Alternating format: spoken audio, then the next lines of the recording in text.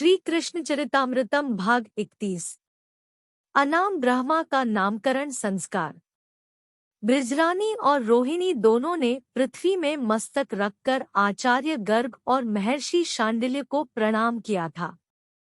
सौभाग्यवती भवः दोनों ने आशीर्वाद दिया।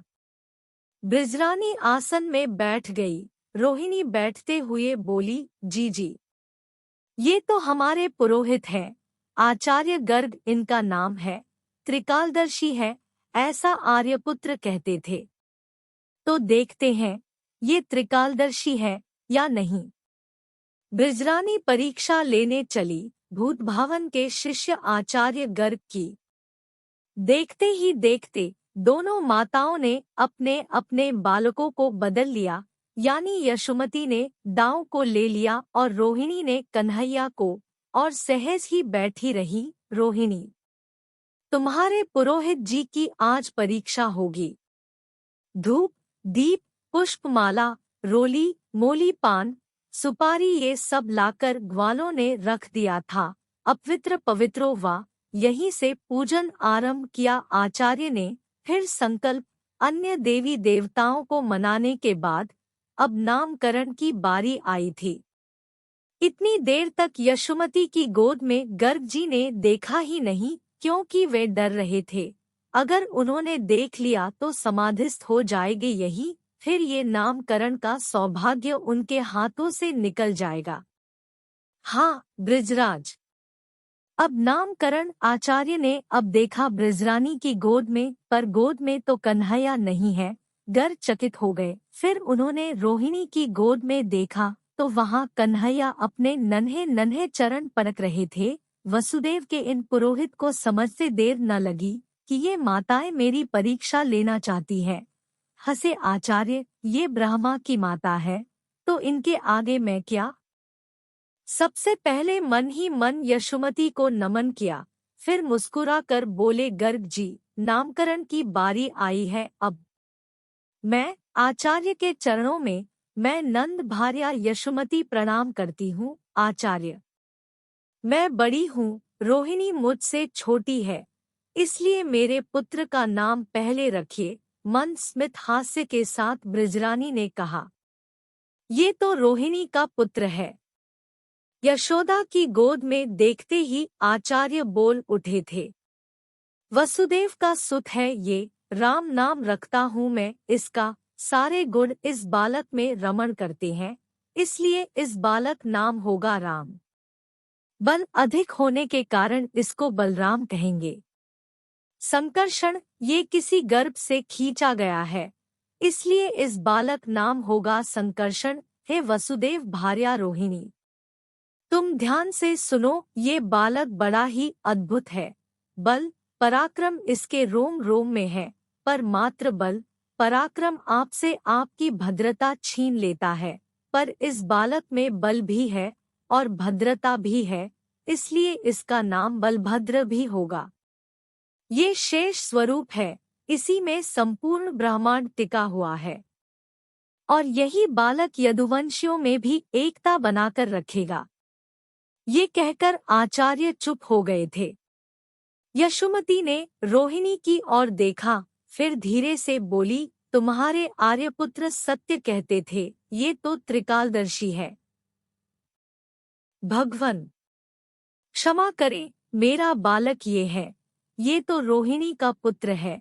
ब्रजरानी ने ये कहते हुए दांव को दे दिया रोहिणी की गोद में और अपने कन्हैया को अपनी गोद में ले लिया। अब मेरे बालक का नामकरण करे प्रभु। ब्रजरानी और ब्रजराज ने प्रार्थना की आचार्य गर्ग से। देखा कन्हैया को गर्ग जी ने, नीलमणि सा अद्भुत सुंदर बालक खेल रहा है यशोदा की गोद में। बस उसी क्षण आचार्य गर्ग समाधिस्थ हो गए, जड़वत हो गए, आंखें खुली की खुली रह गई, सांसें रुक गई। ये क्या हुआ? नंदराय कांप गए थे, ब्रजरानी डर गई। स्वाभाविक था तात विदुर जी। भोले भाले ये ग्वाला समाज क्या समझे कि उनकी गोद में जो क्रीड़ा कर रहा है वो ब्रह्मादिकों को भी दुर्लभ परब्रह्म है। जो आज आकार लेकर प्रकट हुआ है यहाँ। पौर्णमासी उसी समय गोष्ठ में आ गई थी। उन्होंने जब यहाँ की स्थिति देखी तो समझ गई कि यशोदा के लाल को देखकर आचार्य गर्ग समाधि में चले गए हैं। तब आगे बढ़कर पौर्णमासी ने आचार्य गर्ग को झकझोरा और कहा, आचार्य, नामकरण कीजिए। देहभान हुआ गर्ग को। फिर उन्होंने बड़े प्रेम से नामकरण करना आरंभ किया। पर माताओं का विनोद याद था आचार्य गर्ग को। मेरी परीक्षा लेने चली थी ये, चलो मैं भी एक विनोद करता हूँ, ऐसा विचार करते हुए गर्ग जी बोले। भगवन। ब्रिजरानी ने गर्ग जी को बीच में रोकते हुए कहा, बढ़िया सा नाम रखना आचार्य, अच्छा सा नाम रखना। हंसते हुए आचार्य बोले, इस बालक का नाम है रंगपलटू। क्या? ब्रिजरानी ने फिर पूछा। रंगपलटू। गर्ग जी फिर बोले। बड़ी दुखी हो गई ब्रिजरानी, ऐसा भी कहीं नाम होता है। पर आचार्य गर्ग बोलते गए, ये बालक हर युग में रंग बदलता है। जैसे सतयुग में इसका रंग होता है सफेद, त्रेता युग में इसका रंग होता है लाल, और द्वापर में इसका रंग है पीला, और कलयुग में इसका रंग है काला, यानी कृष्ण। इसका नाम क्या हुआ? यशोदा जी ने फिर पूछा। खूब हंसते हुए गर्ग जी बोले, कृष्ण, श्री कृष्ण चंद्र। हाँ, ये नाम ठीक है। अब ब्रिजरानी बहुत प्रसन्न हुई। रोहिणी, मैं तो डर ही गई थी। हाय, कैसा नाम है रंगपलटू। ब्रिज के लोग क्या कहते कि यशोदा के छोरा का नाम रंगपलटू है। पर ये नाम ठीक है किसन, यशोदा जी बोली। फिर हंसे गर्ग जी बोले, किसन नहीं, कृष्ण। तात विदुर जी, ये मैया यशोदा है, पढ़ी लिखी है, नहीं भोली भाली है, बड़ी सीधी सरल है, उच्चारण नहीं हो रहा इनको कृष्ण नाम का। पौर्णमासी ने भी कोशिश की। ब्रिजरानी, कृष्ण बोलो, कृष्ण। पर यशोदा जी से बोला ही नहीं जा रहा, बेचारी बड़ी शर्मा रही है। फिर महर्षि शांडिल्य ने बड़े प्रेम से कहा, आप माता हो, आप कुछ भी कह सकती हो अपने लाल को।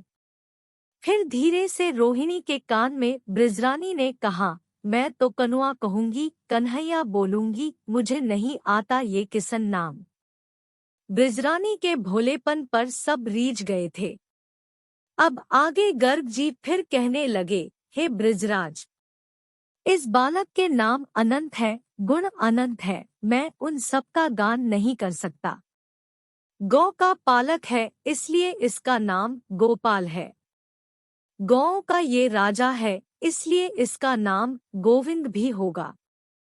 मैं कहाँ तक कहूँ, इस बालक के सारे गुण भगवान नारायण से मिलते हैं, इसलिए भगवान नारायण के समान गुण वाला इसे कहा जाए तो कोई अतिशयोक्ति नहीं होगी।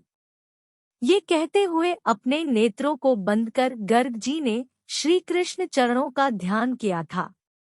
कुछ ही देर उन्हें फिर आवेश आ गया। हे ब्रजवासियों, इस बालक के जन्म लेने से आप समस्त ब्रज का मंगल ही मंगल हो गया है।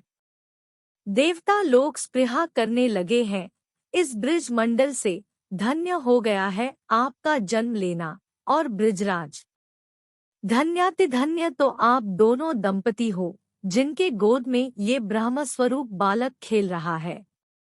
गर्ग जी आज जितने आनंदित हो रहे हैं, उतने आज तक नहीं हुए थे। ब्याह होगा। मैया को क्या लेना देना कि देवता स्पृहा क्यों कर रहे हैं, या ये ब्रह्मा क्या होता है। इसे तो सीधी सादी बात जाननी है। ब्याह होगा मेरे लाला का, बहुत होगा, हंसे ये कहते हुए गर्ग जी। फिर ग्रह नक्षत्र मिलाए, हिसाब किया, फिर बोले, ब्याह बहुत होंगे। 2 करेगा? मैया पूछ रही है। ज्यादा और ज्यादा 4 करेगा? मैया ने फिर पूछा। गर्ग जी हंसते जा रहे हैं और कहते जा रहे हैं, ज्यादा और ज्यादा। फिर बाद में बोले, तू 50 में रुक रही है ब्रिजरानी? ये तो हजारन बहुएं लेके आएगा। अब ब्रिजरानी बहुत हंसने लगी, रोहिणी से कहती है, बड़ो रसिया है छोरा। तात विदुर जी। देवताओं ने पुष्प वृष्टि की, जय जयकार किया। नभ से दुंदुभी भी बज उठे थे। अनाम का आज नाम रखा गया था, यही तो लीला है। उद्धव ने विदुर जी को कहा।